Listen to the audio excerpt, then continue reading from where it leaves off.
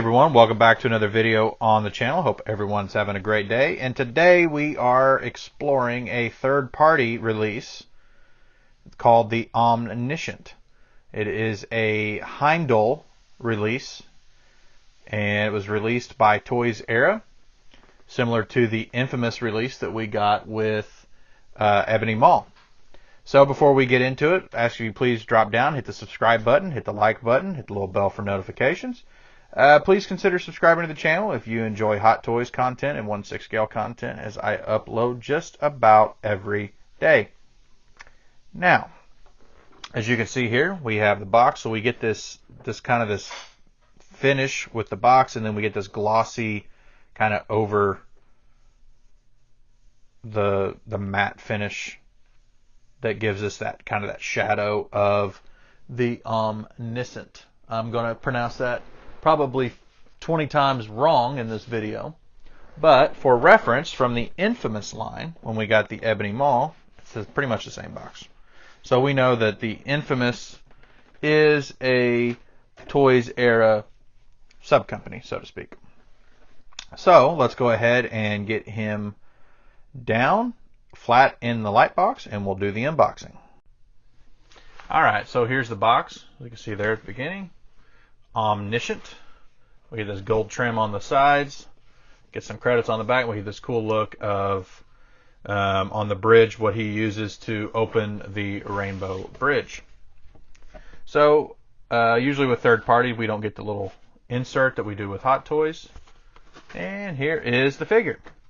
And first impressions are, pretty high. I think it looks really nice. It's got a really good look on the head sculpt of Heimdall. And, Toys Era figures are usually pretty solid figures as far as the head sculpts and the bodies go.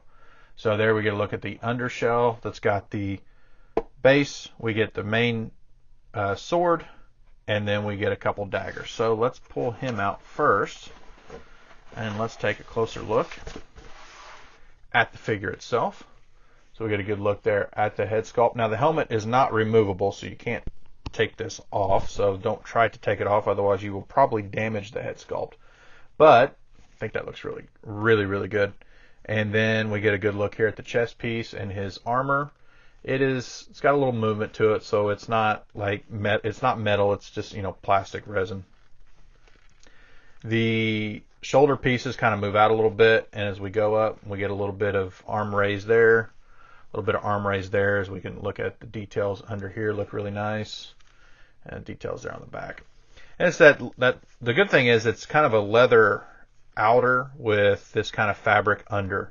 So I have a good feeling that over time this thing probably will stay all in one piece. It won't flake out too much. If it does, I think it'll be very minimal.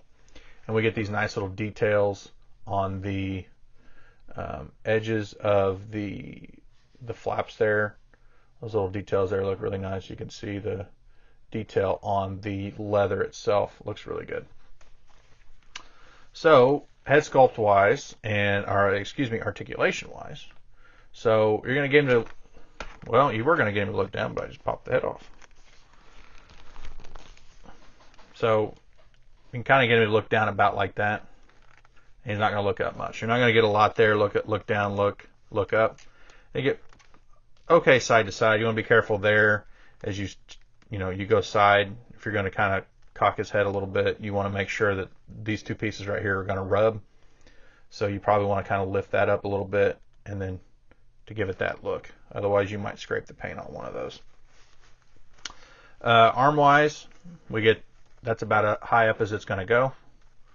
You get the swivel, double jointed, and then you can get his arm to go up like that.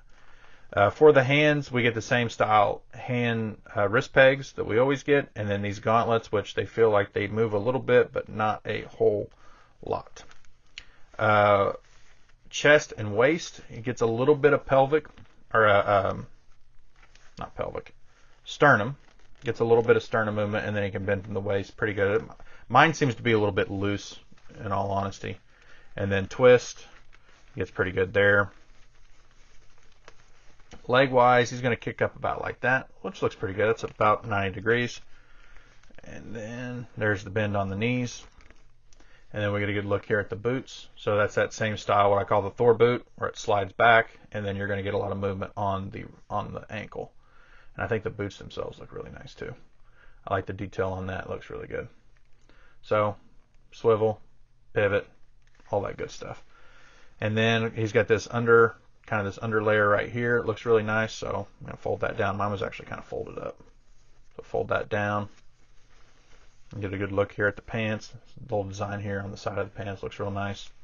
I mean, all in all, I think it's a pretty solid figure, especially for being third party. I'm not always big on third party figures, but I've kind of opened up to them a little more in the past, just because Hot Toys doesn't always give us the figures that we really want.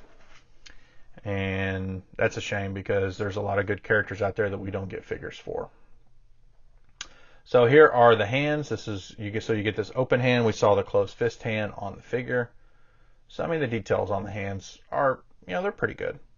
I don't think they're quite Hot Toys level, but I think they're pretty good. And then this is for holding the smaller swords, the daggers. So you get one of each. Actually, this one looks to be. So this one, you get a little more room there to hold. That might actually be to hold the sword as well. And then this will hold a dagger as well. So you get a whole kind of ragtag full of hands here, which, I guess is okay. I'd rather have it matching, but it's all right. So in the bottom, we get, actually, let's go to the main sword first. So we get a look at his main sword, which looks really good. The details on it look really nice, and it's got a little bit of weight to it. So it's not plastic. It's definitely made out of metal. But we can see here, let me get the focus on the camera. That looks good there. So the details on the handle look really nice. I like this detail here on the end. That looks really good. And then just going down the blade itself looks really nice. And it's not too sharp, so you're not going to poke your finger on it. That's not too sharp there. So I always like to show that, because you never know when you go to grab one of these and you poke your finger and you draw blood. I have done that before. And then we got the smaller daggers, and they are identical, so I'm only going to show one. Get the focus in here. And you can see the details on the handle are a little bit different than what the main sword has. But they look pretty good. So you get two of these, and I think that this piece is just a holder. I'm not sure. I think that goes for, you can slide this on the back of the figure to give it, to hold those there like that. So that's pretty cool. I'm glad they included that, and that just doesn't, you just kind of keep it like that. So that looks really good. And then the final accessory that we get is the base. So we get the look of when the rainbow bridge comes down and then leaves that mark. We don't get anything on the front there, which is okay. When it comes to these figures, it's all right that we don't really get anything, just because it just look kind of weird on your shelf, because everyone knows who this is, and then it's going to be a different name or something like that. And then we get our typical crotch grabber, and it just pegs in just like that. So pretty cool.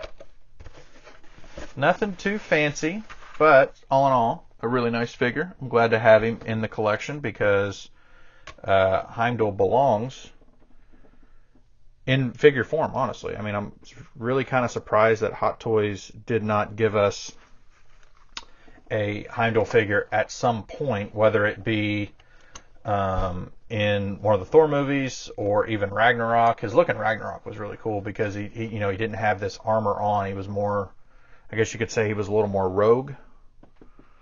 So fix the camera here. But, it is what it is. They don't always deliver on figures, right? We get teases, and then next thing you know, we never hear from the figures or see them ever again. So we're going to do just a little pose here for the final bit, where we're just going to kind of have it where he's got the sword. Just wanted to kind of get an idea of what we were dealing with the height of the sword. I think that's a pretty common pose that you would see him in. So switch out the hands here.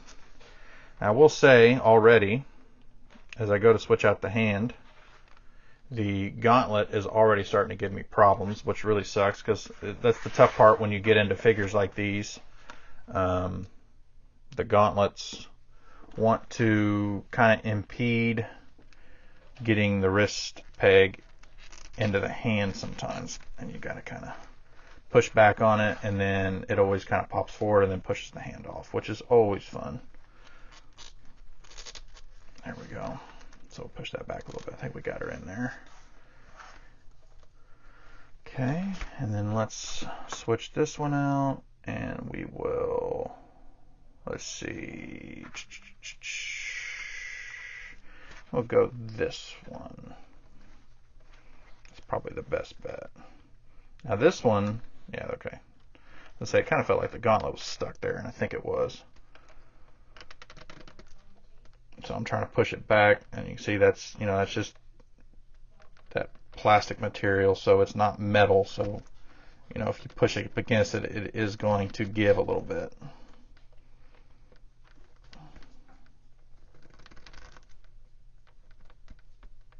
Try to get this pegged in there. There we go.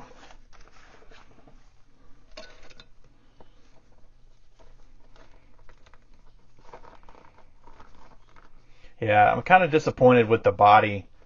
His chest is really loose, and that's kind of disappointing because it's going to make it a little bit harder to pose like an action style poses, because if you don't have good firm joints, it can be kind of a pain.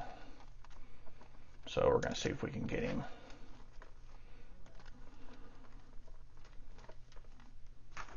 Get this to kind of, if we can get this in here.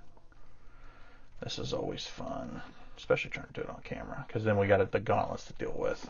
I'll tell you what, let's move him back down here. Get that, there we go.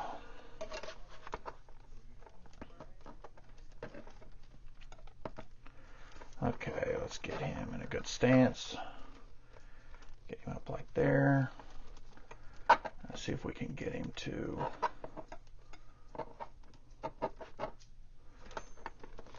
Yeah, see, kind of see how loose this is? That's kind of disappointing, in all honesty.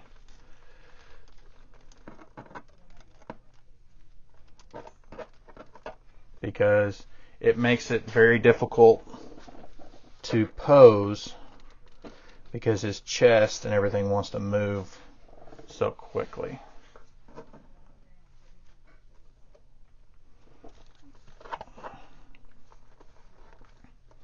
You can see I'm kind of struggling with it a little bit to get him to stand and stand straight up and get the sword to kind of be centered, and that chest is just not cooperating. But we are getting there. Sometimes it takes a little bit, and then maybe we'll just put his hand kind of like, I do like that, but at the same time I don't. Yeah, I mean, it's just, it is very difficult to get this centered. Let's turn his hand a little bit. See if we can kind of get his hand up and over just a little bit. Just kind of get it to where it looks like it's on the sword. Kind of like that, and then we get him. We could get him to stand. Oh.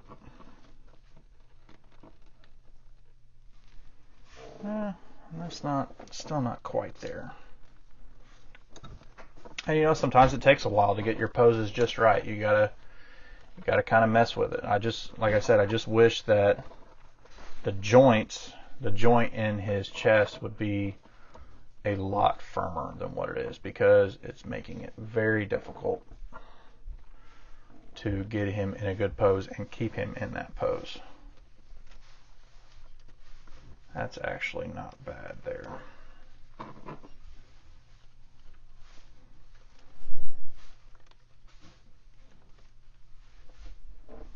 That's actually not too bad. And of course the sword goes. So that's not actually too bad there. So you see, that's going to it might take you a couple minutes just to get him in a good pose. But I think shelf presence wise, it's going to look really good, especially with Thor. And if you happen to have Odin from the Thor movie, which I don't have, unfortunately, I would love to get him one day. It would probably look really good with Odin. Of course, you could do some posing with Loki. But what worries me is, have him in this pose is really nice. But when I go to put him into maybe an action pose with the sword, because the sword is so heavy, I have a feeling it's going to want to tip his chest, and from the hip, it's going to want to, because of the weight, it's going to want to bring him forward too much, and so that's going to be kind of disappointing, because the sword is heavy. It's not plastic; it is metal, so it's definitely heavier than if it was just plastic. With the Mjolnirs, the last few we've gotten have been we've gotten a metal edition. I think with the Road Worn Thor, we got a metal, and then we got a plastic one, which is nice because the plastic one, of course, lights up, but you don't have to worry about it being too heavy for him to hold and things like that for the joints. So I think that's going to be it for this video. If you would, please follow me over on Instagram at the Hot Toys Collector, and please consider subscribing to the channel. The button is just below. And as always, have a good one, and we'll see you in the next video.